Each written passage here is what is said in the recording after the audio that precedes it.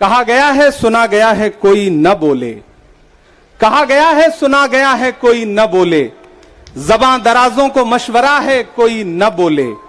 अजीब लुकनत पसंद हाकिम से वास्ता है, अजीब लुकनत पसंद हाकिम से वास्ता है, जो चाहता है जो सोचता है कोई न बोले।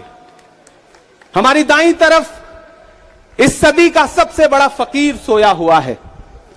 मैं उनकी समाधि से बिल्कुल करीब खड़ा होकर के संकल्प सत्याग्रह में मेरी आंखों के सामने तपती दोपहरी में बड़ी तादाद में मौजूद कांग्रेस पार्टी के सिपाहियों को सलाम करता हूं। नवरात्रि चल रही है, रमजान चल रहा है, मैं रोजे की हालत में हूं। आप तमाम साथी ऐसे होंगे जिन्होंने नवरात्रि के व्रत रखे होंगे और इस पवित्र सप्ताह के बीच में हम खड़े हैं एक हाकिम की सनक के से उपजे हुए एक फैसले के खिलाफ।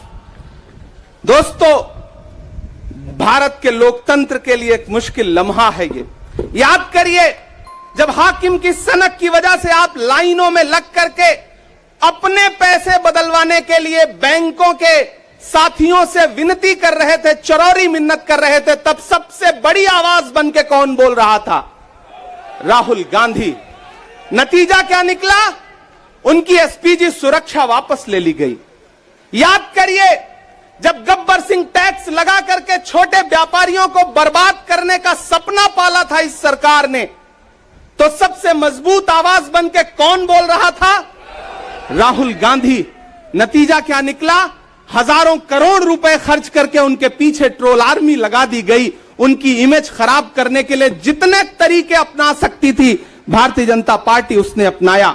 याद करिए कि जब राफेल के मुद्दे पर, राफेल में हुई लूट के खिलाफ एक अकेला शख्स पूरे देश में खड़ा होकर के चौकीदार से पूछ रहा था कि आपकी चौकीदारी का सवाल है, बताइए सच्चाई क्या है, तब उनके पीछे 55 घंटे उन्हें ईडी के ऑफिस में बिठा करके पूछताछ की गई। मेरे भाई, उस शख्स ने क्या गुनाह किया? क्या कसूर है उनका? उनका कसूर इतना है कि जब देश में नफरतें सर चढ़ करके बोल रही थी तो उस शख्स ने कहा कि मैं भारत जोड़ने के लिए अपने पैर के छालों की परवाह किए बगैर 4000 किलोमीटर चलूंगा। यह कसूर है राहुल गांधी का। यह कसूर है राहुल गांधी का कि वह एक शहीद पिता के बेटे हैं। यह कसूर है उनका। यह कसूर है उनका कि उनकी दादी ने इस देश की मिट्टी के लिए अपने खून का एक एक कतरा कुर्बान कर दिया। यह कसूर है उनका। आज भारतीय जनता पार्टी के लोग हाउस में खड़े होकर के, सदन शुरू होते ही 1 मिनट भी सदन नहीं शुरू हुआ रहता था और खड़े होकर के राहुल गांधी माफी मांगो के नारे शुरू कर देते थे। किस बात की माफी? क्योंकि वो भारत जोड़ रहे हैं, वो लोकतंत्र को बचाने की बात कर रहे हैं। अरे भाजपाइयों, माफी तो आपको मांगनी चाहिए। 15 लाख के झूठे जुमले के लिए माफी मांगो, बढ़ती हुई महंगाई के लिए माफी मांगो, अच्छे दिन के झूठे वादों के लिए माफी मांगो, लोकतंत्र को कुचलने के लिए माफी मांगो, महंगाई के खिलाफ माफी मांगो, 400 का सिलेंडर 1100 रुपए करने के लिए माफी मांगो, 58 रुपए का पेट्रोल 100 रुपए का करने के लिए माफी मांगो, हिंदू को मुसलमान से लड़ाने के लिए माफी मांगो, सिख को ईसाई से लड़ाने के लिए माफी मांगो। माफी तो तुम मांगो। और अगर तुम ये कहते हो कि राहुल गांधी ने विदेश में जाकर के भारत का अपमान किया, तो प्रधानमंत्री जी, मैं आपसे पूछना चाहता हूं कि जब दोहा में, शंघाई में, कैलिफोर्निया में, अमेरिका में खड़े होकर के आप कह रहे थे कि भारत तो सपेरों का देश है, भारत में पैदा होना तो पाप है, प्रधानमंत्री जी, माफी तो आपको मांगनी चाहिए। मैं आज प्रियंका दीदी को सुन रहा था, मेरी आंखों में आंसू थे उनका भाषण सुन करके। पिछले कुछ हफ्तों में 2 बार मेरी पलकें नम हुई। पहली बार तब हुई जब हम संसद भवन से तमाम सांसद निकल रहे थे और एकाएक हमने सीपीपी ऑफिस में देखा कि राहुल गांधी जी को 2 साल की सजा दे दी गई। उन लम्हों में मेरी आंख में आंसू थे। मैं शायर हूं तो मैं भावुक हूं, शायद इसलिए मेरी आंखें नम हो जाती हैं ऐसे लम्हों में।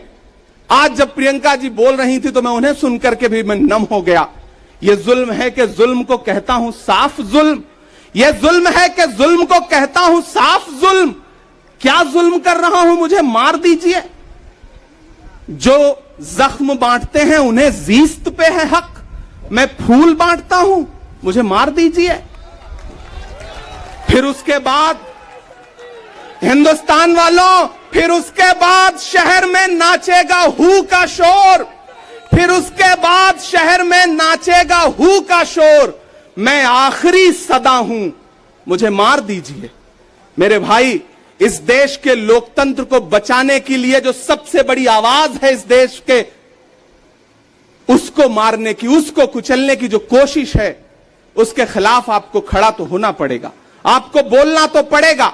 मैं कभी कभी सोचता हूं कि जब मैं कभी समाधि पर जाऊं तो क्या मुंह दिखाऊंगा महात्मा गांधी को, मैं क्या मुंह दिखाऊंगा राजीव जी को, हम क्या मुंह दिखाएंगे इंदिरा जी को, कि उनके वारिस के साथ, उनके घर के चश्मो चिराग के साथ इस तरह की अपमानजनक बातें की जा रही हैं और देश खामोश बैठा है। सवाल आपसे है, सवाल यहां बैठे हुए लोगों से नहीं है, सवाल आपसे है जो आप कांग्रेस की मोहब्बत में यहां आए हुए। मैं आपको सलाम करता हूं, मैं जानता हूं आप राहुल गांधी जी से मोहब्बत करते हैं, कांग्रेस पार्टी से मोहब्बत करते हैं, प्रियंका दीदी के सम्मान में आए हुए हैं, खड़गे साहब के सम्मान में आए हुए हैं, मैं जानता हूं, वरना इस तपती दोपहरी में व्रत रख के, रोजा रख करके कौन परेशान होने के लिए आता। आपको मोहब्बत है पार्टी से, लेकिन नया पाने की चाहत में पुराना छूट जाता है। तुझे अपनाऊं तो मुझसे जमाना रूठ जाता है। मोहब्बत पढ़ने लिखने में बहुत आसान है, लेकिन मोहब्बत को निभाने में पसीना छूट जाता है। मैं जानता हूं कि आप पसीने के बीच भी, आप तपती दोपहरी के बीच भी यहां बैठे हैं। क्यों? क्योंकि आपके मन में पीड़ा है, आप देख रहे हैं कि लोकतंत्र को किस तरह से कुचला जा रहा है।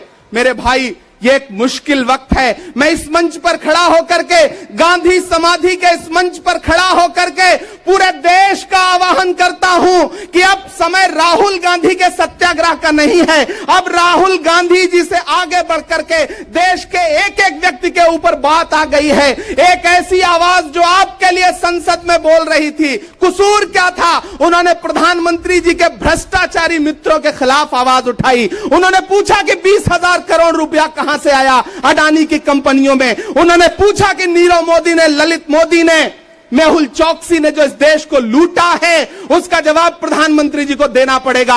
अगर प्रधानमंत्री जी इतना कहने से आप राहुल गांधी जी की सदस्यता ले लेंगे तो हम तमाम सांसद तैयार हैं, ले लीजिए हमारी सदस्यता, लेकिन हम रुकने वाले नहीं हैं, हम झुकने वाले नहीं हैं, हम मुसलसल बोलते रहेंगे। मैं हिंदुस्तान के लोगों से कहना चाहता हूं कि हमने सहराओं में हासिल किया आसानी से, तुम समंदर में भी रहकर न मिले पानी से। ये सियासत के दिए सबके हवाले न करो, मुल्क बिक जाता है एक शख्स की नादानी से। इस शख्स की नादानी से देश बिक रहा है, लोकतंत्र मटिया मेट हो रहा है, संविधान को कुचला जा रहा है। और वो आखिरी सदा जो 7 फरवरी को गूंजी थी पार्लियामेंट में, उसको भी खामोश करने के लिए उसे संसद से निकाल दिया गया है। मैं देश से कहना चाहता हूं कि उन्होंने राहुल गांधी जी को संसद से निकाल दिया है। देश सुने इस बात को कि नरेंद्र मोदी जी और उनकी सरकार ने साम दाम दंड भेद इस्तेमाल करके राहुल गांधी को संसद से निकाल दिया है। अब देश के ऊपर फैसला है, उन्होंने संसद से निकाला है। देश के लोगों, राहुल गांधी को अपने दिल में रखो, अपने दिल में बिठाओ, निकलो पूरे देश में, करो सत्याग्रह। देखते हैं इस हुकूमत की तानाशाही में कितनी ताकत है। अगर कांग्रेस का एक एक कार्यकर्ता जो अपने घरों पर कहीं बैठा हुआ है, मैं उससे भी आह्वान कर रहा हूं कि राहुल गांधी से बढ़कर के ये मसला इस देश के लोकतंत्र तक आ गया है, इसे बचाइए। और राहुल जी शायद अपने घर पर होंगे, यहां हम हजारों की तादाद में उनको समर्थन देने के लिए जुटे हैं।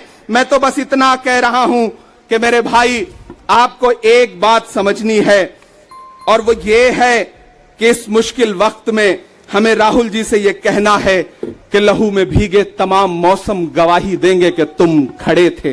एक आखिरी नज्म सुना करके मैं आपसे विदा लूंगा कि लहू में भीगे तमाम मौसम गवाही देंगे कि तुम खड़े थे। शहर का सूरज गवाही देगा कि जब अंधेरों की कोख से निकलने वाले ये सोचते थे कि कोई जुगनू बचा नहीं है, तो तुम खड़े थे, तुम खड़े थे। तुम्हारी आंखों के ताकचों में जलती मशालों ने नई मनाजिल हमें दिखाई। तुम्हारे भाई, तुम्हारी बहनें, तुम्हारी माएं, तुम्हारी मिट्टी का जर्रा जर्रा गवाही देगा कि तुम खड़े थे। हमारी धरती के जिस्म से जब हवस के मारे ये सोचते थे कि सियाह जोंकों की तरह चिमटे तो तुम खड़े थे। तुम्हारी हिम्मत, तुम्हारी अजमत और इस्तकामत तो वो हिमालय है कि जिसकी चोटी तलक पहुंचना न पहले बस में रहा किसी के, न आने वाले दिनों में होगा। सो आने वाली तमाम नस्लें गवाही देंगी कि तुम खड़े थे, कि तुम खड़े थे। हम तमाम लोग, मैंने कहा ना, बहुत सारे लोग यहां व्रत रख करके आए हुए हैं, मैं रोजे से हूं।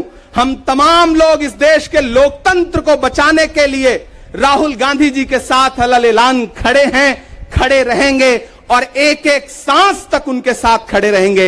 ये हमारा राहुल गांधी जी से वादा है। जिसे खौफ नहीं है मुरझाने का, हम उस गुल के साथ खड़े हैं। कैसा भी दौर आए लेकिन हम राहुल के साथ खड़े हैं। कल भी खुलकर साथ खड़े थे, आज भी खुलकर साथ खड़े हैं। कैसा भी दौर आए लेकिन हम राहुल के साथ खड़े हैं। शुक्रिया।